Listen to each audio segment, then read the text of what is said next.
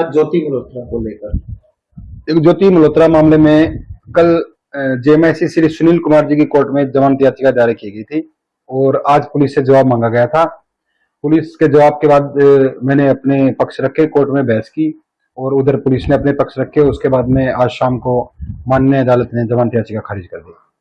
तो आपकी तरफ से क्या पक्ष रखा गया था और पुलिस की तरफ से क्या है? देखो, मेरी तरफ से यही पक्ष रखा गया था कि पहली बात तो जो एफआईआर है जिसके आधार पर ज्योति को अरेस्ट किया गया वो ही अनकॉन्स्टिट्यूशनल है, क्योंकि पूरी एफआईआर के अंदर ये कहा गया है कि ज्योति से पूछताछ की और ज्योति ने ये बताया, ज्योति ने बताया पुलिस को कि वो जासूसी कर रही है। मतलब पुलिस के पास तो कोई इन्फॉर्मेशन ही नहीं, कोई जानकारी थी, ज्योति ने ही पुलिस को बताया। तो ये article 20 of Indian constitution act के अगेंस्ट है, क्योंकि इसके तहत पुलिस आपको आपके ही खिलाफ आरोपी नहीं बना सकती और ये इंडियन एविडेंस एक्ट और भारतीय साक्ष्य अधिनियम के तहत इसकी स्टेटमेंट की कोई वैल्यू नहीं है।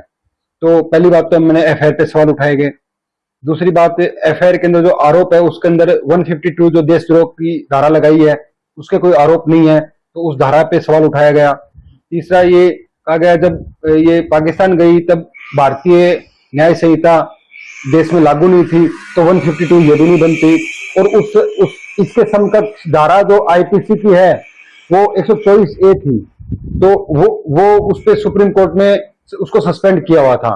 तो दोनों ही धाराएं इस केस में नहीं बन सकती थी।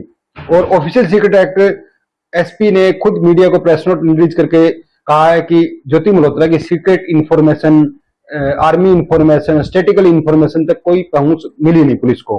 तो ऐसे में ऑफिशियल सीक्रेट एक्ट की धाराएं भी नहीं बनती। तो यानी कि जो पुलिस के आरोप है वो खुद ही अपने आप में डिनाई हो रहे थे और जो आरोप लगाए गए हैं पुलिस ने वो कोर्ट फाइल में अभी तक कोई भी उसके सबूत नहीं रखे। ये मेरा जो आधार था बहस का, जमानत का।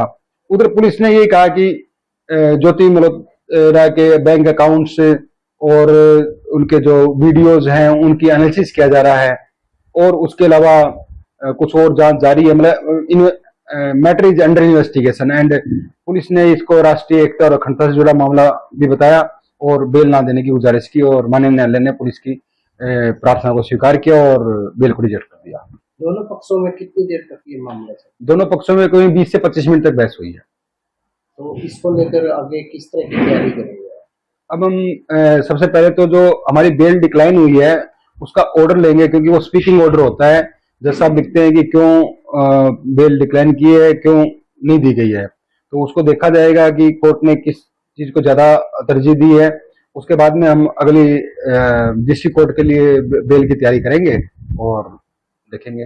जो पुलिस ने कोर्ट में कागजात पेश किए हैं तो उनमें क्या लगता है? पुलिस के जो कोर्ट में कागजात है उसमें सिर्फ और सिर्फ दावे हैं, कागजात नहीं है। उसमें सिर्फ दावे हैं कि इनके पीआईएस तक संबंध, वो क्या नाम, बातचीत हुई है।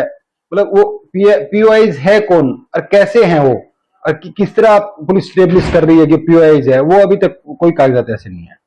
तो इनकी जो न्यायिक हिरासत है वो कब तक है? वो 23 जून तक न्यायिक हिरासत है ज्योति मल्होत्रा की।